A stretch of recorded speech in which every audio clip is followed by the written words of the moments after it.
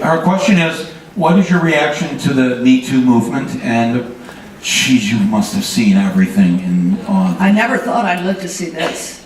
You know, I never thought I'd live to see Harvey Weinstein in handcuffs. I think that MeToo happened when it happened because of Trump. I think that, you know, that tape, the Billy Bush tape, made a lot of women say, well, but that happened to me and I'm going to talk about it now. And I think it's not a moment, it's a movement. It really, things are changing, they really are.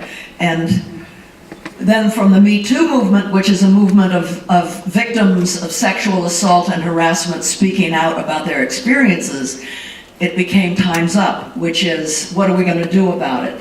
And one of the most important things that happened around Time's Up is that we, actors and actresses in Hollywood, received a letter from the Alianza Nacional de Campesinas, the women farm workers, many tens of thousands of women farm workers, was sent to this letter. It said, "Dear sisters," reaching out and saying, we stand with you in calling out sexual assault. And suddenly, for us, this notion of intersectionality became a living and breathing thing.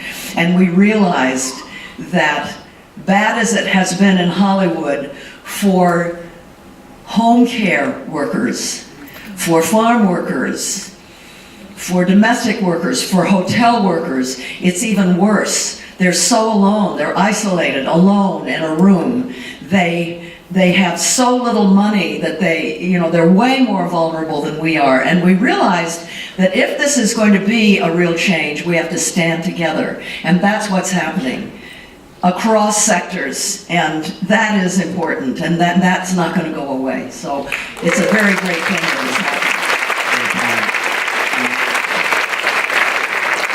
Last night on the stage here, our opening night film was the Ruth Bader Ginsburg documentary, RBG, and the director was here, Betsy West, and somebody asked her the same question, and she told the story how she's been in news, ABC and CBS for many, many years, and her first job at ABC News in New York City, 25 years old, it was her birthday, and all of a sudden they all come into the newsroom singing her happy birthday, mostly, 95% men, and they all come in, they're wheeling in a cake, and what they've done is they've gone to the erotic bakery, and they've gotten a cake in the shape of a large penis, and they brought their cameras in because they want her to see her eat the cake, and she just inside is breaking down.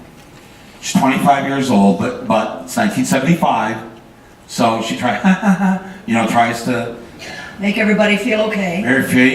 Be one of the boys and try to. But she told that story here last night, and she said, "No, this isn't. I wasn't being assaulted physically. I wasn't being raped, but the audience was like, no. This is no. You don't have to apologize. This is all part of the same thing." And then everybody else had like 100 stories they wanted to tell in their daily lives. You don't have to be working at ABC or in the movies. That in cubicles, in homes, in offices or whatever, what women have had to suffer through all these years. I hope this moment, a world without Harveys is what I call it, and in all facets. Yeah. Well, getting one fair wage for tipped workers is an important step, because the 7 states that have one fair wage, sexual harassment is cut in half. Yeah.